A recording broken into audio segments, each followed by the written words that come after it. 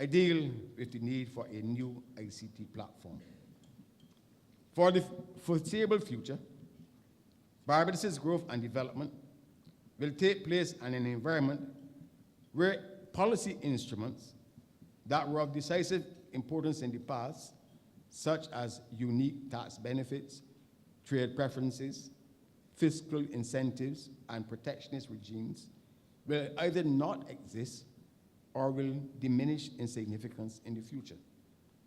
The next phase of our country's development must therefore be predicated on something new, and that has to be a strong strategic information and communication technology platform that is simply world-class. As far back as the year 2000, Caribbean leaders recognized the shift in knowledge-based economies and committed to accelerating the use of information and communication technologies for advancing the economic and social development of their respective countries.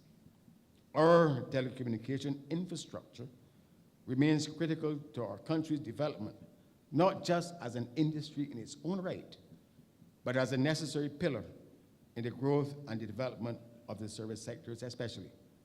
Indeed, a recent World Bank study of middle and lower income countries concluded that broadband penetration can lead to an increase of 1.38% of GDP.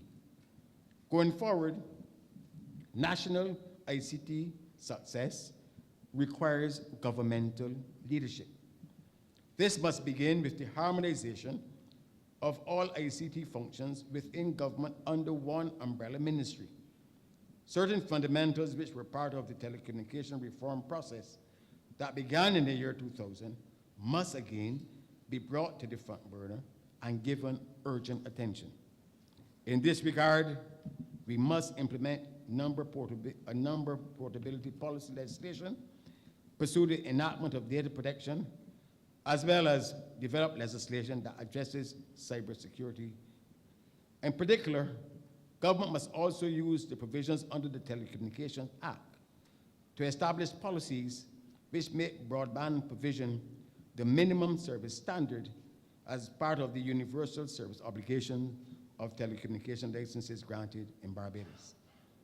The reform agenda for the future must have at its core broadband internet access at high speed and at affordable costs across the length and breadth of Barbados.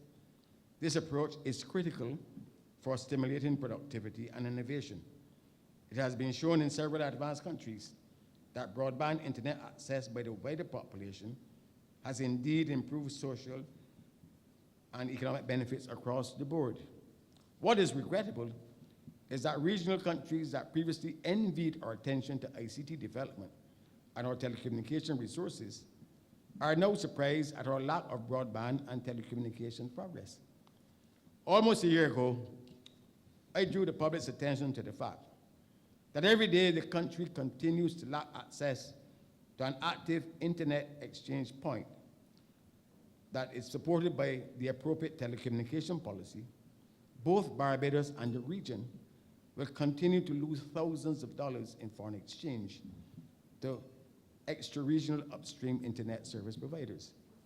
These providers have been profiting significantly from an inefficient process that compels our consumers to depend on an outmoded and costly form of service delivery, which allows these providers to transmit our local and regional data out of the Caribbean, only to transfer the same data back to us. The importance of this point was again expressed at the recently held Caribbean Telecommunications Union ICT Roadshow in Barbados, where it was further reinforced that countries like Barbados stand to gain significantly from the establishment of an IXP.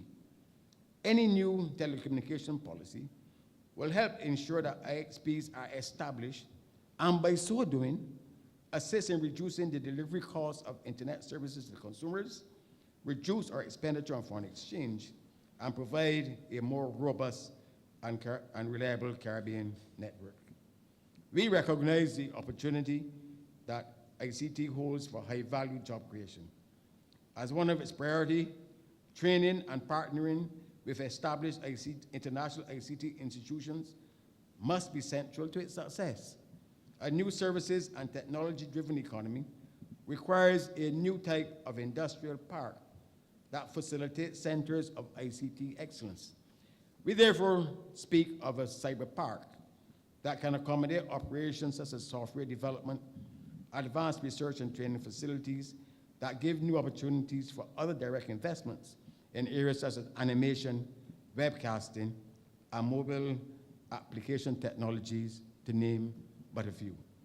We continue as well to offer support to other private sector business initiatives, and especially the efforts of the Barbados Entrepreneurship Foundation in facilitating the provision of free Wi-Fi across the country.